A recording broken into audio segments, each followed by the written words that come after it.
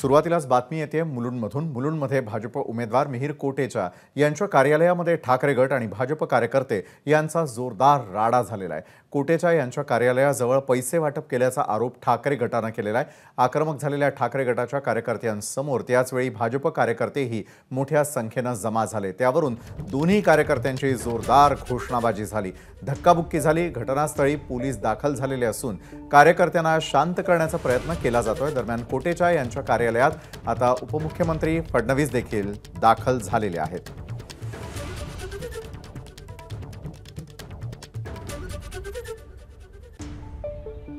आरोप असा आहे की आम्हाला जेव्हा साधारण 6 वाजता कळलं, 5:30-6 वाजता की इथे भारतीय जनता पार्टीने बेकायदेशीर कार्यालय घेतले। मिहिर कोटेचा जो भारतीय जनता पार्टीचा उमेदवार आहे त्या तिथून पैशाची काहीतरी घेणे देणं चालू आहे। आम्ही जेव्हा इकडे आलो तेव्हा हे जे इलेक्शन कमिशनरची लोक होती आतमध्ये गेली।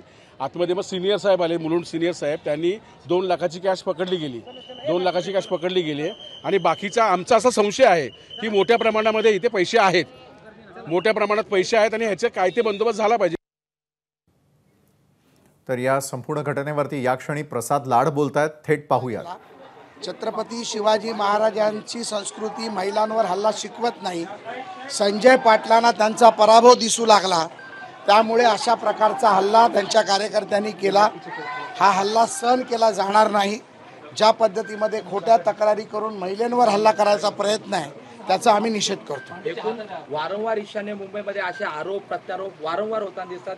6 विधानसभा लोकसभा मध्ये सगळ्यात जास्त वादाची या ठिकाणी वारंवार आपल्याला समोर पाहायला मिळते। ज्या पद्धतीमध्ये गुंड प्रवृत्तीचे उमेदवार समोर दिले गेले, ज्यांच्याबरोबर गुंड प्रवृत्तीची लोक फिरतायत, त्यांच्याकडून अपेक्षाच ही आहे। परंतु आम्ही संस्कृतीने चालणारी लोक आहोत, परमपूज्य डॉक्टर बाबासाहेब आंबेडकरांच्या संविधानाला मानणारी लोक आहोत। आमचा उमेदवार हा संविधानाला धरून चालणारा आहे, त्यामुळे लोकशाही मार्गाने आम्ही याचा संघर्ष करू, न्याय मागू आणि निश्चितपणे जो हल्ला झालाय त्याचा आम्ही निषेध करतो। जे आरोप केले गेलेले आहेत ठाकरे गटाकडून की या ठिकाणी मोठ्या प्रमाणात पैसे ठेवण्यात आलेले होते आणि अगदी बाचाबाची देखील काही लोक, मला असं वाटतं की हे सगळे बोगस बकवास आरोप आहेत।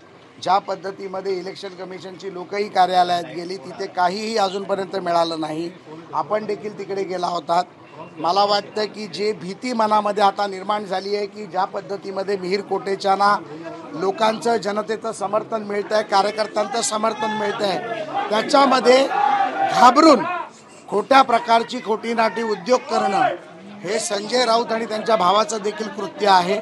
ज्या पद्धतीमध्ये संजय राऊत खोट्या प्रकारचे आरोप करतात, सुनील राऊत ज्या पद्धतीचे आरोप करतात, हा त्याचाच एक प्रकार संजय पाटलांना घेऊन केला आहे। कायद्याच्या माध्यमातून त्याचं उत्तर दिलं जाईल। उपमुख्यमंत्री देखील या ठिकाणी दाखल झालेले। उपमुख्यमंत्री हे आमचे नेते आहेत, राज्याचे भाजपाचे नेते म्हणून ज्या ठिकाणी अशा प्रकारे एखाद्या उमेदवारावर कार्यकर्त्यांवर हल्ला होतो तेव्हा त्या कार्यकर्त्याला बघण्यासाठी, भेटण्यासाठी, कार्यकर्त्यांचं मनोबल वाढवण्यासाठी, त्यांना साथ देण्यासाठी भारतीय जनता पार्टीच्या संस्कृती माध्यमातून माननीय उपमुख्यमंत्री हे आज या ठिकाणी आलेले आहेत, कार्यकर्त्यांच्या भेटीगाठी घेतील। एबीपी माझा, उघडा डोळे बघा नीट।